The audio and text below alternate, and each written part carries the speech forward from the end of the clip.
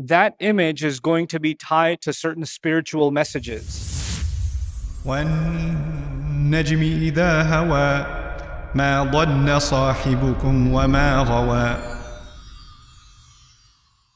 Bayina TV doesn't just teach you about the Quran. You can also learn Arabic from a brilliant teacher. Ustad Nouman Ali Khan has made this beautiful ancient language easy to understand. So you're not only improving your language skills, but your understanding of the Quran too. Tap now to check out Bayina TV. Assalamu alaikum wa rahmatullahi wa barakatuh. أعوذ بالله من الشيطان الرجيم والنجم إذا هوى ما ضل صاحبكم وما غوى وما ينطق عن الهوى إن هو إلا وحي يوحى علمه شديد القوى ذو مرة فاستوى وهو بالأفق الأعلى ثم دنا فتدلى فكان قاب قوسين أو أدنى رب اشرح لي صدري ويسر لي أمري واحلل عقدة من لساني يفقه قولي فالحمد لله والصلاة والسلام على رسول الله وعلى آله وصحبه أجمعين أما بعد. Everyone, assalamu alaikum wa rahmatullahi ta'ala wa barakatuh. If you can show the screen, please.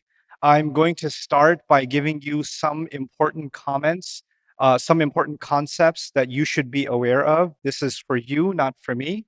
And I'm going to walk you through this. We discussed this sporadically yesterday, but we're going to try to organize our thoughts a little bit. This will not just help you with Surah An-Najm, this will help you in the study of Meccan Quran altogether. So I've started talking to you about contemplating the Quran. These are some things that will help you contemplate the Quran when you're reading it. Okay, so let's go through each of them.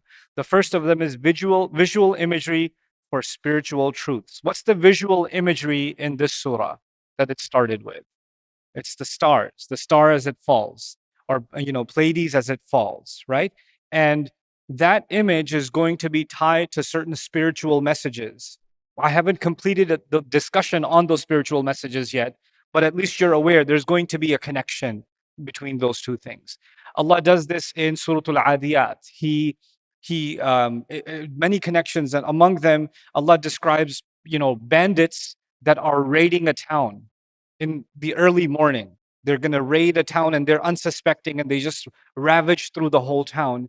And from there the discussion is going to be how unannounced and shocking the arrival of Judgment Day is going to be, that is going to ravage through the earth, right? So there's the visual image, and it's tied to a spiritual truth. That's the first thing, and this is something that happens throughout the Meccan Quran.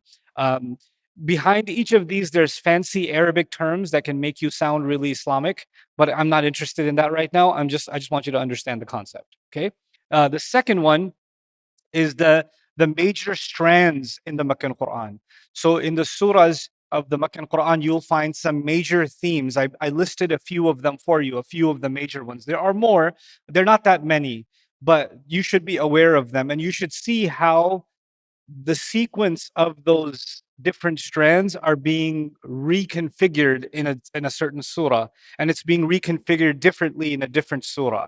And sometimes there's more of one thing and less of another, right? So for example, you can find Surah Al-Insan is something I was studying in Malaysia last month.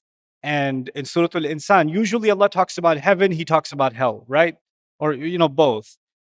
And in Surah Al-Insan, He mentions punishment in like one ayah, and the majority of the rest of the surah is about Jannah. Like the proportion is very different, you understand? And you can go to something like Surah Al-Qiyamah and you'll find very little about Jannah, and you'll find a lot about the destruction and the horrors of Judgment Day and the afterlife, right? So you can find this interesting shift in something is more stressed, something is less stressed, something is not mentioned at all, something is being highlighted. And that's what I mean by the strands inside of the surahs. Then I talked about the continuity of strands between surahs. What that means is, let's say there's stories of the prophets that's mentioned in one surah. It might very well be that something based on what was taught about the stories of the prophets will come up in the next surah, building on what was left off in the previous one. An interesting strand from the last surah. We're doing Surah An-Najm right now, and the surah right before it is Surah Al-Tur. And I didn't add this as a concept here. It's called dovetailing in English, but I'll tell you what it is. The last ayah of Surah Al-Tur is وَمِنَ اللَّيْلِ فَسَبِّحْهُ وَأَدْبَارَ النُّجُومِ. Declare the perfection of Allah, especially on the backs of the stars, meaning as the stars are about to disappear. Last ayah of Surah number 52. First ayah of Surah number 53, وَالنَّجْمِ إِذَا هَوَى. أَدْبَارَ النُّجُومِ, إِدْبَارُ النُّجُومِ, وَالنَّجْمِ إِذَا هَوَى. You see a continuity there, right? So this is what I also mean by strands. There's a continuity of thought in the Quran. Too often as Muslims, this is not just you, this is me, this is everybody.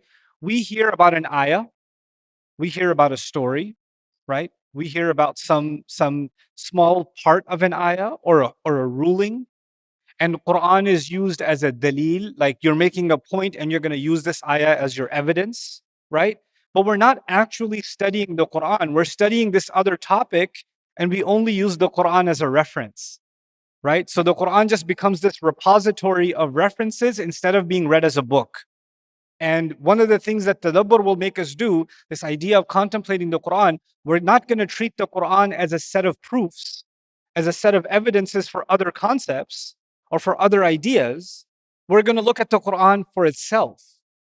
Like, my concern isn't what can I prove or disprove from this ayah. My concern is what's Surah An-Najm about. That's my topic. You understand? So all too often, and this once I put this filter on like 23 years ago, and it changed the way I see Islam, and it changed the way I appreciate what people are talking about. You could tell immediately this person has a topic in their mind, and now they're surrendering the Quran and the evidences from the Prophet ﷺ. They're taking all of that just to make their point.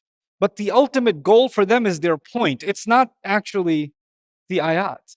And this can get to such an extreme where even students of Islamic studies, they're reading something that a scholar wrote, and the scholar quoted an ayah, right? And you know what they'll do? They'll read what the scholar wrote with a lot of attention. When they get to the ayah, they'll say, yeah, okay, that's a dalil. Let me keep reading ahead. The only part they'll skip is the Quran.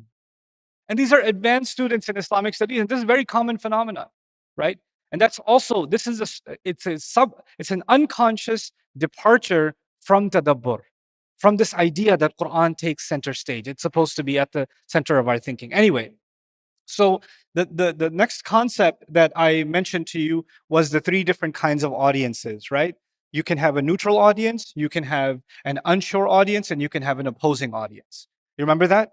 Right? And the thing I told you is, for a neutral audience, you don't need to stress your speech too much. For an unsure audience, you at least stress it once. And for more than one stress, that might mean that you're talking to an opposing audience. The oath is a kind of stress. The use of ma is a kind of stress. So the opening of Surah An-Najm is talking to an opposing audience. That becomes evident from the style with which it speaks. Surah Ar-Rahman keeps repeating itself. فَبِأَيِّ آلَاءِ رَبِّكُمَا تُكَذِّبَانِ. I know people love listening to that recitation and saying, oh, it sounds so nice. But the point is, in ancient Arabic, in ancient Arabia, when someone's repeating themselves over and over again, isn't that a kind of stress? What does that tell you about Surah Ar-Rahman? Who is it talking to originally? The opposing audience. It's actually talking to opponents, you know? So this will change your perception of who is the addressee, first and foremost, in these ayat. Okay? Then, of course, there's the coherence, structure, and design of a surah. This is, something that I very strongly believe in, that Allah revealed a surah as a unit, and it's an expression of His wisdom, and everything in the surah is stitched together and tied together. And just like a good author has organized speech, Allah is the author of all creation. And in every one of the things He created, there's order and a system. The joints in my fingers have a system, and there's an order. There's a method to the entire universe. There's a system under which the stars move the way that they move, and the earth rotates the way that it rotates. There's a system for the distance between us and the sun. There's a system and an order and a design down to the most subatomic level that Allah created. And somehow we assume that there is no system or design in a surah that He gave. I don't understand that. How can the surah be random when nothing Allah does is random? How can the surah be chaotic and sporadic and talking about all kinds of things when nothing Allah does is chaotic?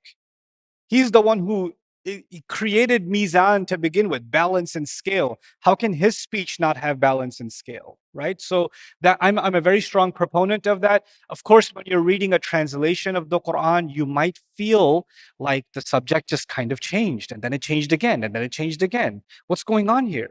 Or that's he already talked about this. Why is he talking about this again? And all of those questions get answered with the study of the coherence, structure, and design of a surah. This also helps you understand that the Quran cannot be human. Like one of the ways that it becomes clearer to me every time I study it, the coherence of a surah, this is not human design. Human beings cannot speak like this. They don't organize like this. They don't organize thoughts like this. They don't organize concepts like this. This is beyond human capability. And as we go through Surah An-Najm, I'm going to keep highlighting the structure. When we get to a certain portion, I'll say, hey, look at this design. Look at Allah's design in these ayat. Then go to the next section, look at Allah's design in these ayat. You know? And so finally, the primary and secondary meanings of words, this has to do with vocabulary. You remember, for example, the word hawa, which means to, to fall, or to rise also has to do with cowardice and other things, right? So there's primary meanings and there's secondary meanings, and that's a really important part of understanding the language of the Quran. Allah gave it to us in Arabic for a reason, because Arabic is rich. Every word has lots of nutrients in it, right? So there's the primary nutrient and there are these secondary nutrients that you and I have to understand as we go through the study of a surah. So that's something that we've discussed already. Today, I'm going to add something to that list. So how many items were there? 6, right? So this will be your number 7. This is, again, a very important concept in Meccan surahs. Allah taking oaths. Allah takes the qasam. Like wal asri, wal fajri, wal layli, wal adiyati, wal shamsi, etc., etc. I've talked about this many, many times. Right now, I'm going to keep it very brief. And the thing that I need you to know is there's 2 parts. There's the oath, or you can call it the subject of the oath and the object of the oath. Okay, there's 2 terms I want you to know: the subject of the oath and the object of the oath. Those of you who can write in Arabic, you can say al-qasam wa jawabul qasam. Al-qasam wa jawabul qasam. Those are the 2, the subject and the object. Now, I'll give you an example first so you understand this concept. If I say, I swear to God, I'm going to run away. I swear to God, I'm going to run away. God is the subject of the oath. So the subject means, who did you or what did you swear by? I swear to you, I didn't do it. Who's the subject? You. I swear by time, humanity is in loss. What's the subject? Time. He says, I swear by the olive, I swear by the fig, I swear by the mountain, I swear by... All of those are what? Subjects. They are the subject of the oath. Now, then there is the what? Object of the oath. Actually, I think I messed up the words. That was supposed to be the object. No, this is the object. The object is coming.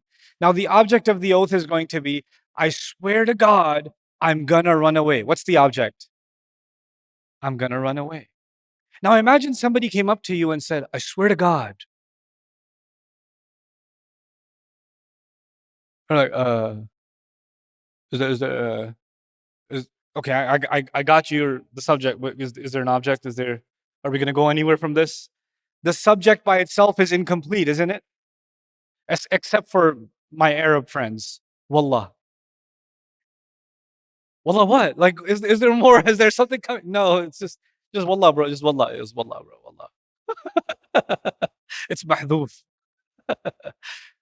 But the thing is, when you take an oath, then you mention something after that, which is actually the thing you wanted to say. That's called the jawabul qasam, the object. Okay. Now the thing is, this object of the oath, this thing, the topic that you wanted to discuss, there's a relationship between the subject and the object. Always. You have to discover the relationship between the subject and the object. So old theories used to be if Allah swears by the fig, that must mean the fig is really good to eat. If Allah swears by the sun, that means the sun is awesome.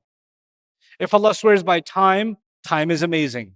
If Allah swears by the stars are incredible. In other words, when He swears by something, He's just telling me how amazing it is. The problem with that is, then I can move the oath anywhere. It's still going to be amazing. I could replace wal asr with watteen, innal insana lafi khusr. And wattini wa zaytun with wal asri wa zaytun, because they're still awesome. Then it doesn't explain what's it doing here and what's that doing over there. You understand? So the oath that's taken is related to the subject that's coming. And discovering that requires contemplation. The easiest one to give you an example of is wal asri innal insana lafi khusr. What's the qasam? What's the subject? Time. Time as it's escaping. Time as it's squeezing out. And what's the object? What's the jawab al-qasam? Human beings are in loss. What's the relationship between time that's running out and human beings being in loss? Well, human beings can suffer all kinds of loss, health, wealth, loved ones. You could have all kinds of loss, but there's one loss that is always there. The ultimate loss of all losses, time. Like the biggest evidence of loss for a human being is actually time. So you see how there's a really deep connection between wal asr and innal insana lafi khusr. There's more to it than that, but you get the idea. Hey guys, you just watched a small clip of me explaining the Quran in depth as part of the Deeper Look series. Studying the Quran in depth can seem like a really intimidating thing that's only meant for scholars. Our job at Bayyinah is to make deeper study of the Quran accessible and easy for all of you. So take us up on that challenge. Join us for this study, the Deeper Look of the Quran, for this surah and many other surahs on BayyinahTV.com under the Deeper Look section.